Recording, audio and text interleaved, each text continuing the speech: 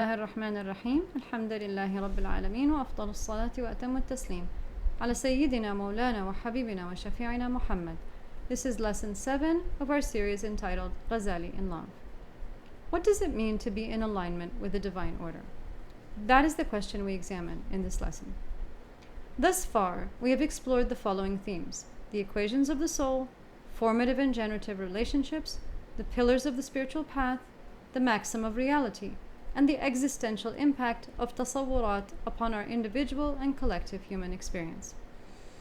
We discussed the metafiqh continuum that links the spiritual epistemic of sidq to the legal epistemic of usul, and ultimately to contemporary Islamic reform. To better understand these themes, we encourage you to read Fitra Foundation's recent publication entitled Revitalizing the Sharia, the Role of Female Juristic Scholarship and Metafiqh in Contemporary Islamic Reform. If you are entirely new to Fitra Foundation, we warmly welcome you. Please visit our website to gain a better understanding of our methodological underpinnings while enjoying the menagerie of Islamic architecture. Both the article and website are linked under this lesson. Now back to the question. What does it mean to be in alignment with the divine order? The beginning fitra is the template of the soul, a self-correcting mechanism. The Sharia realigns us with this beginning fitra, allowing it to self-correct and heal us. When parents act upon the Sharia, they reinforce this internal template, giving the child a guiding light by which to discern the world in accordance to the divine metric. In short, they give them a heart. This theme recurs even in modern narratives. In The Lion King, Simba rediscovers his identity through the paternal heart voice of Mufasa, echoing the words, "Remember who you are." But before Mufasa becomes that voice, he himself is shaped by the maternal heart voice of Sarabi. Her calm moral presence forms the foundation of his character. This is the formative heart voice of the mother. As Mufasa matures, he is further refined by his spouse, Serafina, his queen. Through love and companionship, she deepens his sense of purpose. This is the generative heart voice of the spouse. Later, Mufasa becomes the same voice for Simba, guiding him from beyond. Yet it is Nala, Simba's wife, who delivers the living call to responsibility. She challenges him to return, not just as son, but as king and man. Together, Mufasa's remembered voice and Nala's present one brings Simba back into alignment to become the true Lion King. This reflects a sacred continuum. Sarabi to Mufasa, the formative motherly voice. Mufasa to Simba, the formative fatherly voice. And then Serafina to Mufasa and Nala to Simba, the generative spousal voice. This is the path of the fitrah. The Sharia governs the parent-child bond to form the heart from the soul. That heart voice then reappears in marriage to guide it, along with the spouse, to find its soul voice. Whether maternal or spousal, the heart voice leads us back to the divine order, if only we are willing to listen. This same pattern can be found in other modern narratives. In Star Wars: The Rise of Skywalker, Kylo Ren, stabbed by Rey and subsequently saved through her channeling of maternal mercy, first hears the paternal heart voice of Han Solo, which gives him the courage to return to his true self. In the Harry Potter series, Lily Potter's sacrificial maternal love and Dumbledore's moral fatherhood both shape Harry's spiritual journey and moral compass. In all these stories, redemption does not come merely from external victory, but from realignment with a deeper voice, usually a parental one, grounded in sacrificial love, moral clarity, and transcendent memory. This reoccurring theme, redemption through the heart voice, echoes throughout both classical and modern tales, reflecting the timeless spirit of the fitrah. Often lost, then reimagined through literature and myth. How easily we are moved by the mythical idea of transcendent guidance, voices from beyond, ancestral wisdom, redemptive dreams, yet how resistant we are to its real culmination in Sharia, where the soul is actually trained to listen, to heal. This theme is also deeply rooted in the Quran, but not as imagination or allegory.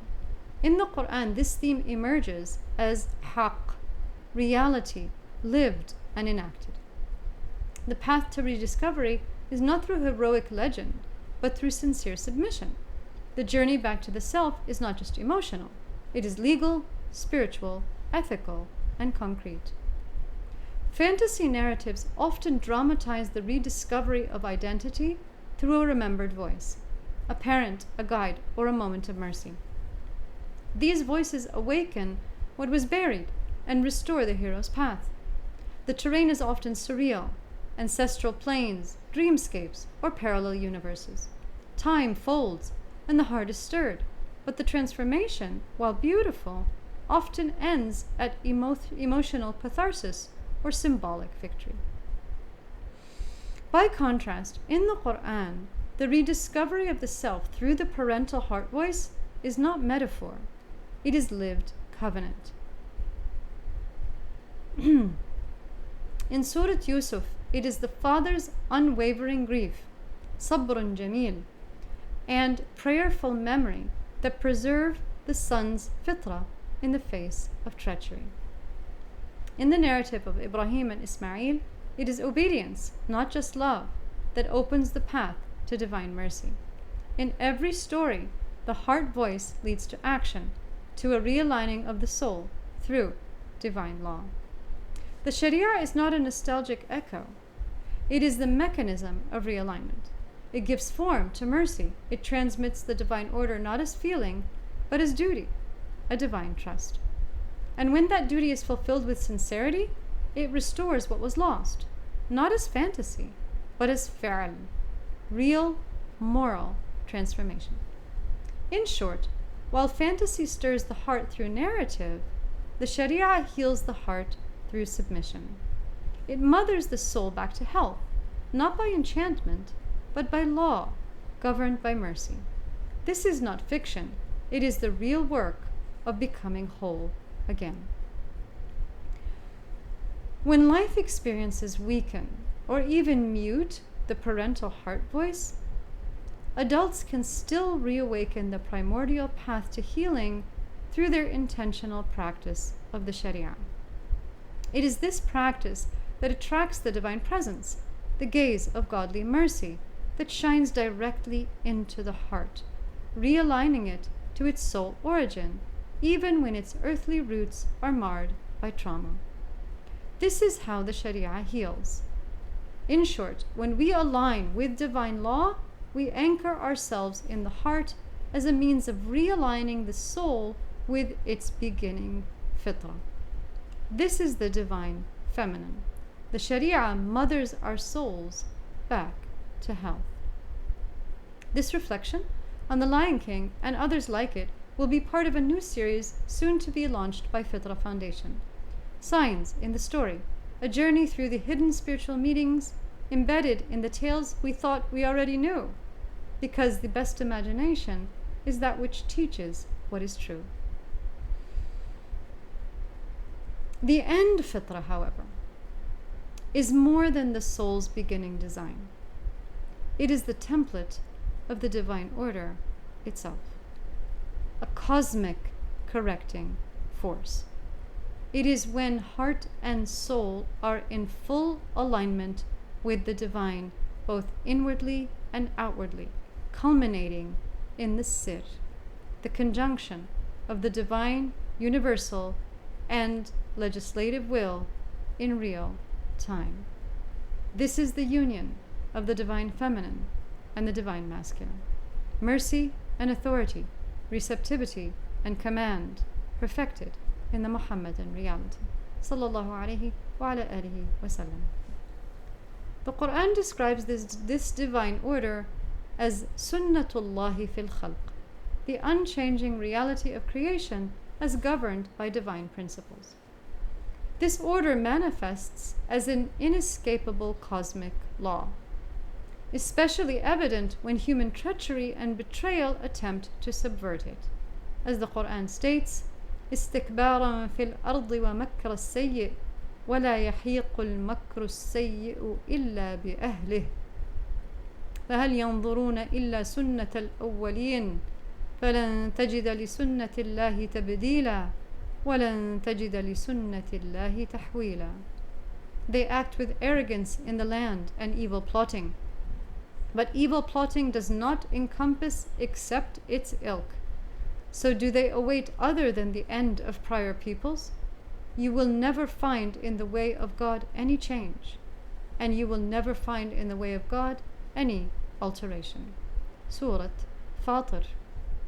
Central to this divine order is Khilafah, vicegerency or sacred stewardship on earth, entrusted to humanity as a divine responsibility. God says, إِنِّي جَاعِلٌ فِي الْأَرْضِ خَلِيفَةً. Indeed, I will place a vicegerent upon earth. Sūrat al-Baqarah. It is through this lens, then, that we can finally begin to define what sacred knowledge truly is. Not according to the twisted mimicry of those who don't even believe in divine order, yet speak of it as if it were a tool to manipulate, a symbol to brand, or a spiritual aesthetic to serve dystopian egos. No, sacred knowledge is alignment. It is the metafiqh continuum, the slave before the Lord, ubudiyya, and the viceroy under his command, khilafah. It is the union of the divine feminine and the divine masculine, al-Rabb al-Abd al-Rabbani. Sacred knowledge is the fostering of formative bonds, structured by the Sharia, which mature into prophetic tarbiyah. Sacred knowledge is the generative union of hearts and souls in marriage for the sake of God, a union that bears fruit, an ummah, a tradition, a prophetic inheritance. The term empowerment has become a marketing slogan, thrown around carelessly, especially in social media spaces. But those who are truly empowered by the haqiqah, the divine reality, do not wield it as a weapon. They carry it with humility, because they understand the magnitude of its divine power. Conversely, the people of defality merely mirror the corruptions of their inner selves. As defectors of the soul to the ego, they are often weaponized by the enemy and reinserted into the ummah as vectors of spiritual pathology, agents of the ego masquerading as leaders, influencers, and even psychologists, enslaving their own progeny to the defeatist maxim, if you can't beat them, join them. The popular inquiry, are you on the right side of history, is less a question of truth than a slogan of political theater. Because in truth, being on the right side of history means having stood on the right side of God, sincerely, righteously, lawfully, and fully trusting in divine order, long before the story unfolded, without any need for celebrity or applause. The Prophet ﷺ said, "The just ones will be on pulpits of light on the day of resurrection, at the right side of the most merciful, and both of his hands are right. They are those who practice justice in their rulings, with their families, and in whatever they are entrusted with." Related by Muslim. Victory is not the result of human calculation. It comes solely from God.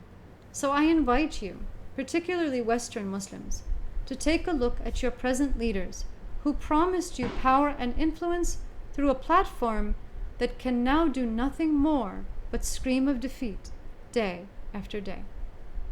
I invite you to ask yourself, were they truly on the right side of history yesterday? Because if they were, they would be on the right side of the divine order today. So beware of those who now defend the platform more fiercely than the truth itself.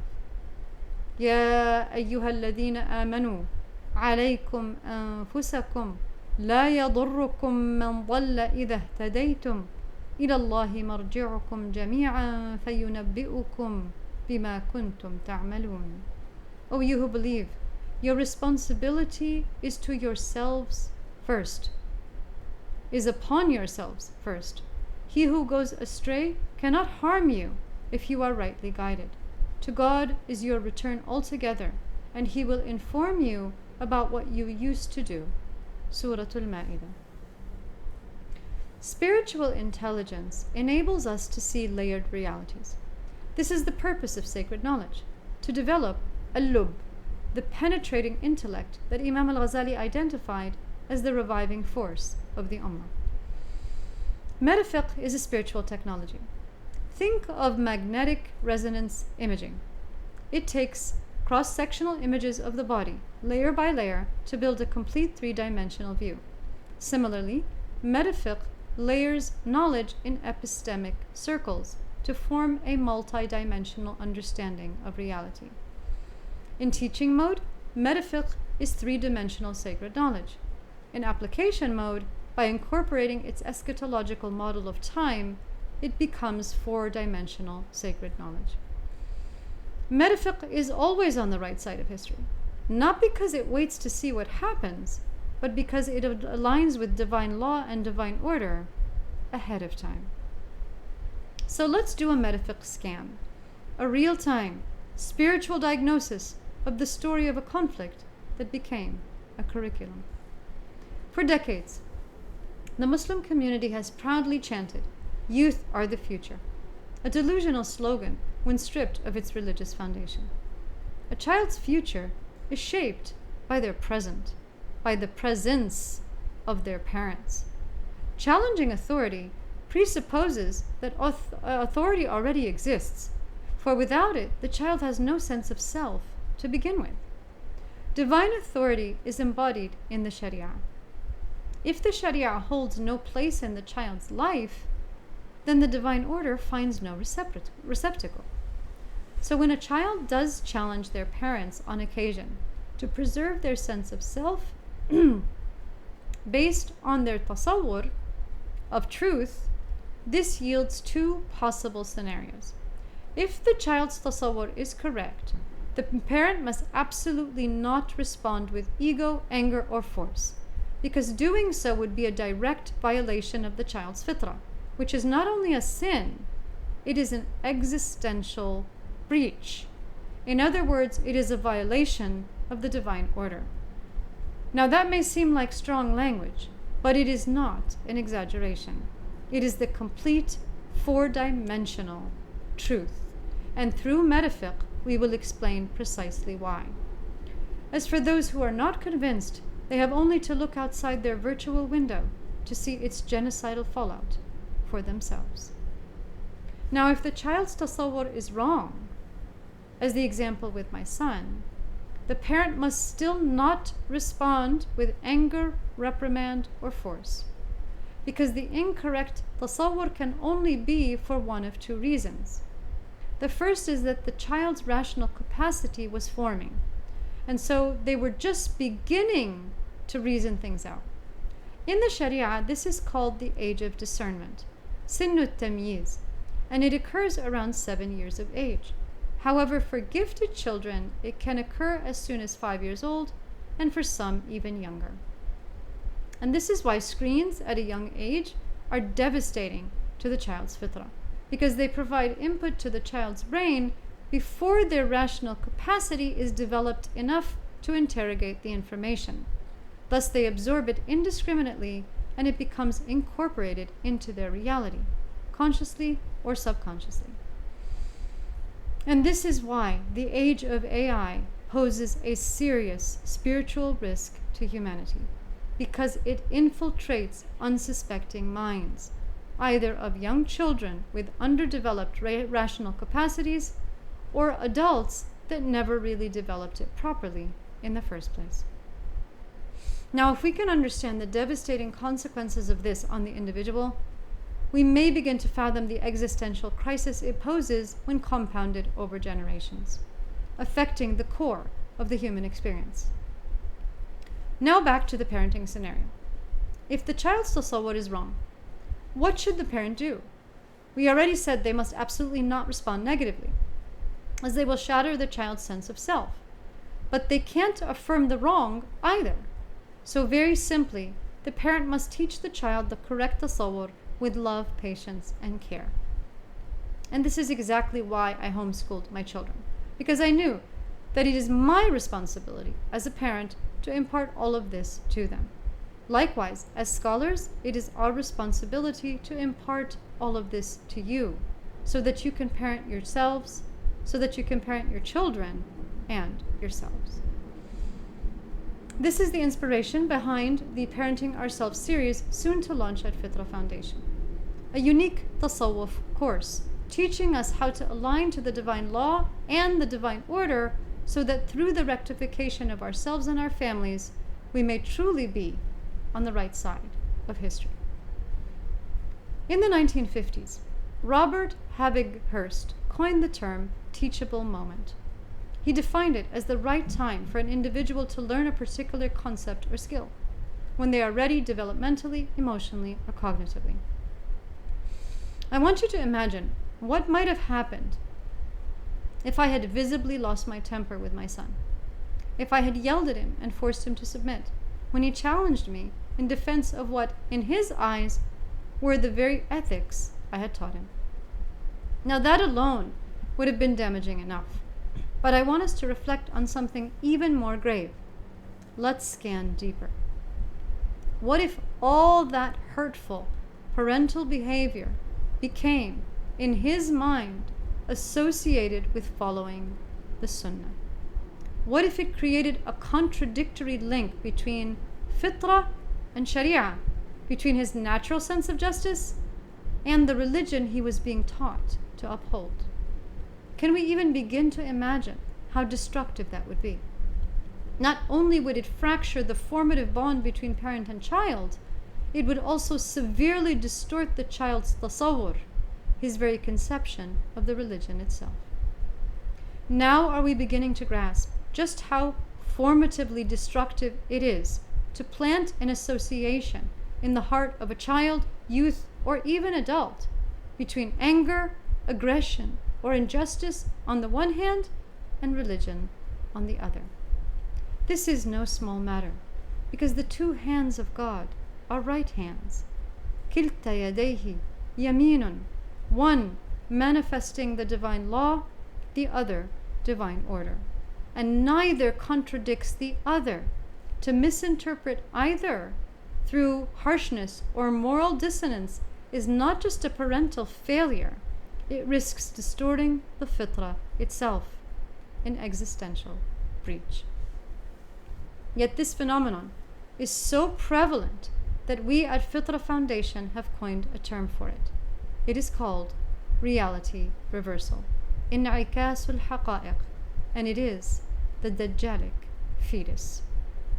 وَالْعِيَاذُ بِاللَّهِ. Reality reversal has two key elements. When it becomes intertwined with aggression of any kind, it may give rise to religious extremism. And this phenomenon is not unique to Islam, because the fitrah is not unique to Islam. All forms of religious extremism, regardless of the tradition they claim, are rooted in formative trauma, often expressed through parental aggression, cloaked in religious language or experience. Tragically, there are still those who advocate for harshness towards children, even in spiritual circles, justifying it under the guise of the so-called, quote, Eastern method of tarbiyah.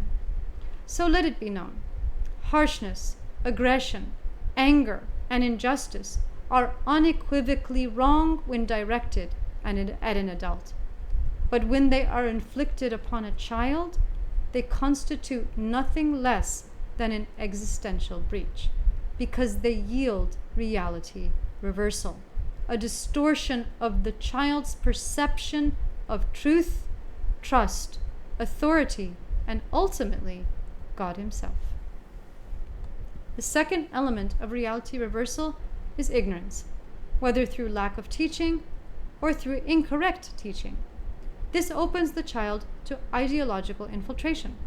With no grounding in sound understanding, they easily absorb highly contradictory ideas, while feeling no spiritual qualms when making delusional claims to religious insight, even when those claims directly defy the Sharia. And that is why, after introducing the Tarbawi Tafsir, the very first series we launched on this channel was Methodological Maladies. Its aim was to expose and uproot the causes of reality reversal at their source. Because once we begin clearing the clouds of confusion, we can finally recognize the spiritual incoherence produced by formative trauma and poor teaching. The result is often a level of absurdity so stark it borders on the laughable. Sound familiar? Perhaps it reminds you of the social media uproar following the Hamlet verdict, an uproar that broke out just weeks before the onset of genocide. The Hamlet verdict was a highly sophisticated metafiqh scam, a spiritual technology that few can yet grasp. And yes, genius has a way of triggering the emotionally unstable and the arrogantly ignorant. I suppose that too is part of the divine order. Can Sufis be sassy? I wouldn't test that one if I were you. Attempting to gaslight God is not a very good strategy. It usually backfires. Some people like to say, beware the maker of claims. I completely agree, except that I don't fear them. I unravel them, one by one. Rahimallahu ta'ala, Hujjat al-Islam, al-Imam al-Ghazali. Perhaps now we may finally begin to discern the difference between the intellectual Neanderthals of our time and the magnificent genius of sacred knowledge, embodied by its true prophetic inheritors. And perhaps we can finally admit that nothing and no one will lift this ummah out of the pit of destruction it has dug for itself, except the true ulama of the akhirah, the true fuqaha of the dunya.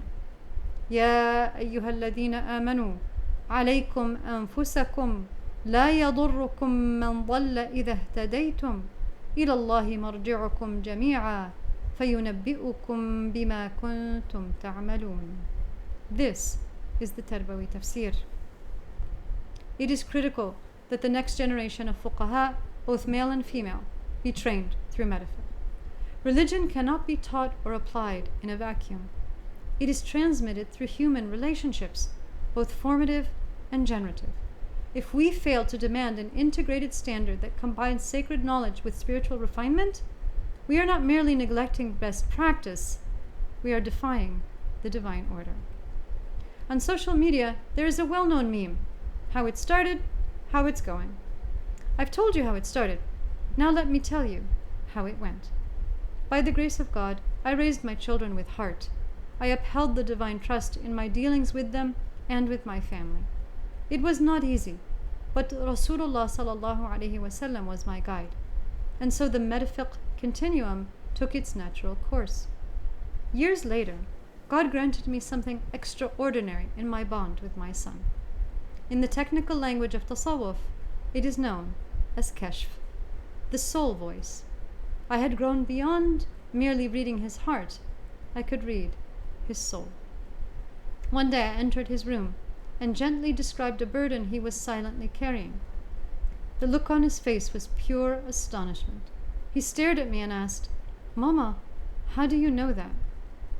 I further recounted to him an experience he had just recently gone through. His eyes widened. "Mama, no one knows that." I embraced him and whispered, "But I know, my love." Scam complete. اللهم صل على سيدنا محمد نور الأنوار وسر الأسرار وترياق الأغيار ومفتاح باب اليسار سيدنا محمد المختار وآله الأطهار وأصحابه الأخيار عدد نعم الله وإفضاله والحمد لله رب العالمين.